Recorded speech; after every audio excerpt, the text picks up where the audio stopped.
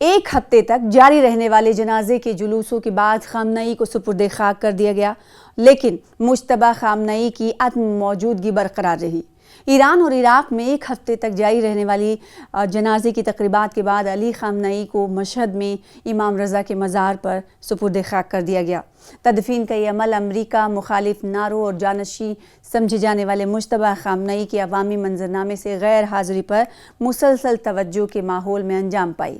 سرکاری میڈیا کی رپورٹ کے مطابق ایران کے سابق سپریم لیڈر آیت اللہ علی خامنئی کو جمعے کی صبح مشہد میں امام رضا کے مزار پر سپرد خاک کیا گیا، جس کے ساتھ ہی جنازے کے بڑے جلوسوں اور سوگ کی تقریبات پر مشتمل ایک ہفتے کا سلسلہ اختتام پذیر ہوا۔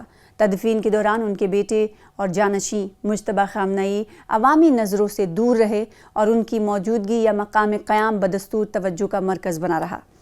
ایران کے اس مقدس ترین مقام پر تدفین کا یہ عمل ایران اور عراق میں جنازے کی تقریبات، ریلیوں اور مذہبی رسومات کی ایک ہفتے طویل سلسلے کے بعد انجام پایا۔ یہ تقریبات ایسے وقت میں منعقد ہوئیں جب 4 ماہ سے جاری جنگ میں چند ہفتوں کے عارضی ٹھہراؤ کے بعد ایران اور امریکہ کے درمیان کشیدگی میں دوبارہ اضافہ ہو چکا ہے، اور اسرائیل کے درمیان 28 فروری کو امریکہ اور ایران گزشتہ ماہ جنگ بندی پر متفق ہوئے تھے۔ جمعرات کے روز سوگواروں نے مشہد کے لوگوں سے کھچا کھچ بھری سڑکوں سے گزرتے ہوئے خامنئی کے جنازے کو امام رضا کے مزار کی جانب پہنچایا۔ سفید پگڑیوں والے علماء ان کی میت لے جانے والے ٹرک کے ساتھ ساتھ چل رہے تھے، جبکہ سیاہ لباس میں ملبوس سوگوار ایرانی پرچم لہرا رہے تھے۔ خامنئی کی تصاویر اٹھائے ہوئے تھے اور انقلابی نعروں پر مبنی سرخ پلے کارڈز نمائش کے لیے پیش کر رہے تھے۔ ایران کی مذہبی قیادت نے اسلامی جمہوریہ کی طاقت اور نظریاتی وابستگی کا اظہار کرنے کی غرض سے بڑی تعداد میں لوگوں کو جنازے کی تقریبات میں شرکت کرنے کی ترغیب دی۔ یہ تقریبات ایران اور عراق دونوں ممالک پر جاری ایک ہفتے پر محیط عوامی سوگ کے سلسلے کا نقطہ عروج تھیں۔ امریکہ اور اسرائیل کے ساتھ مہینوں پر محیط کشیدگی سے بچ نکلنے کے باوجود ایران کو اب بھی اہم اندرونی چیلنجز کا سامنا ہے۔ ملک کے اندر خامنئی کا 37 سالہ اقتدار بھی شدید تنازع اور اختلاف رائے کا باعث بنا ہوا ہے۔ مجتبیٰ خامنئی، جنہیں ان کے والد کی وفات کے ایک ہفتے بعد مارچ کے اوائل میں علماء کی ایک کونسل نے سپریم لیڈر نامزد کیا تھا، جنگ شروع ہونے کے بعد سے عوامی منظرنامے پر نمودار نہیں ہوئے ہیں۔ مشہد میں جلوس جنازے کے لیے ہجوم جمع ہونے پر سوگواروں نے امریکی صدر ڈونلڈ ٹرمپ کے خلاف انتقام کا مطالبہ کرتے ہوئے نعرے لگائے۔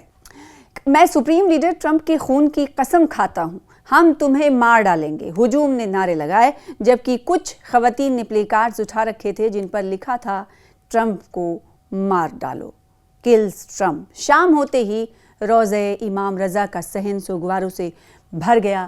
جنازے کے نوحے کے ساتھ ساتھ لاؤڈ اسپیکرز کے ذریعے نشر ہونے والے نوحے امریکہ کو موت کے نعرے سے گونج اٹھے۔ خامنئی کی آخری رسومات ایران کے لیے ایک انتہائی اہم موڑ پر ادا کی جا رہی۔ یہ تقریب ان کی تقریباً 4 دہائیوں پر محیط قیادت کے اختتام اور اسلامی جمہوریہ کے خلاف حالیہ ملک گیر مظاہروں کے چند ماہ بعد منعقد ہو رہی ہیں، تو نم آنکھوں سے سوگواروں نے نوحہ خوانی کرتے ہوئے مشہد، سرزمین مشہد پر آخری وداعی دی، اور ایسا ہوتے ہوئے ایک ہفتے کی طویل آخری رسومات کہیں نہ کہیں تکمیل کو پائی۔ تو اس سے ایک پوری دنیا کو میسج گیا۔